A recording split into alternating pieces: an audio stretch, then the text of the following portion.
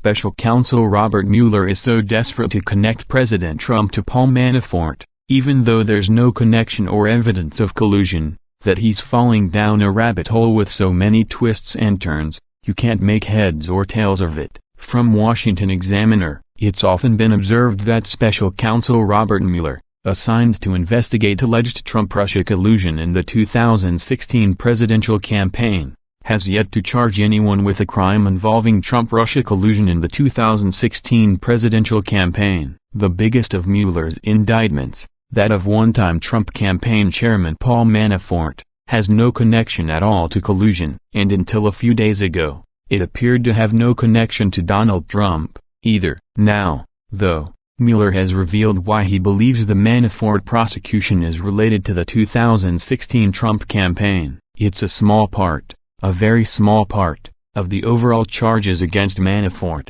and it has nothing to do with any actions by the candidate, now the president, himself. Mueller's revelation came in an argument he is having with the Manafort defense over what subjects can and cannot be discussed in front of jurors in Manafort's upcoming trial. Manafort is charged in both Virginia and the District of Columbia with various counts of bank fraud, tax evasion, and failure to register as a representative of foreign interests. The Virginia trial is scheduled to begin later this month. Manafort doesn't want the jurors to hear about any theories of collusion between Trump and Russia. Beyond that, Manafort doesn't even want the jurors to hear about his connection with Donald Trump. Given the degree of anti-Trump feeling in the heavily Democratic District of Columbia and in Northern Virginia, the Manafort filing dryly notes that jurors are likely to have strong views about President Trump.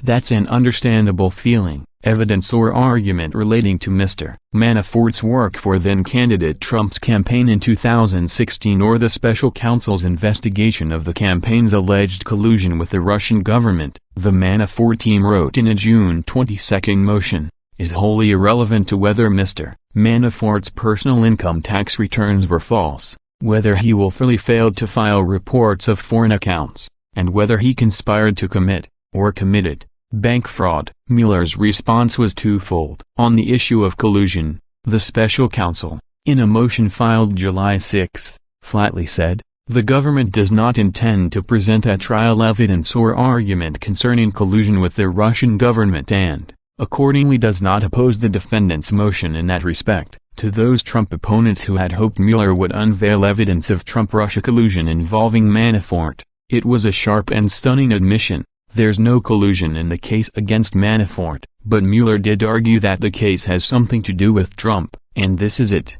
Most of the 32 counts against Manafort in the Virginia case concern alleged crimes that took place long before there was a Trump campaign. Some go back as far as 2006, but 4 of the counts involve a pair of loans Manafort took out between April 2016 and January 2017. For a few months during that time period, Manafort worked for the Trump campaign. The loans totaled $16 million and came from a financial institution Mueller refers to as Lender D. According to Mueller, Manafort lied to get the loans, overstating his income and understating his debts. Mueller says that some workers at Lender D knew there was a problem with Manafort's application, but that one top executive there, a man who wanted a place in the Trump campaign, granted the loan anyway. From the Mueller filing, the government intends to present evidence that although various Lender D employees identified serious issues with the defendant's loan application,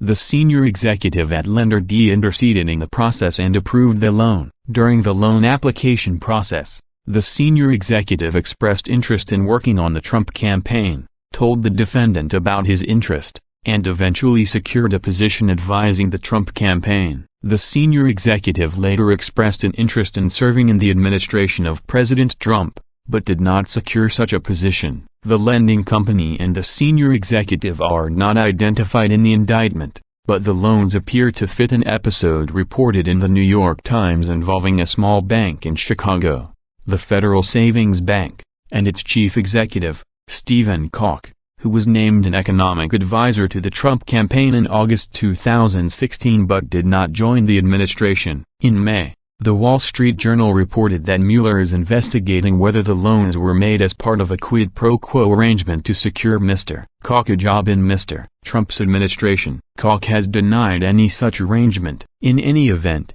Mueller has not suggested that Donald Trump was involved in any of the actions outlined in the Manafort charges. The two-lender deal loans are, apparently, the only connection between Trump and the broad array of criminal activity, some of it more than a decade old, alleged in the Manafort indictments, and Trump played no role in it. Was a special counsel needed for that?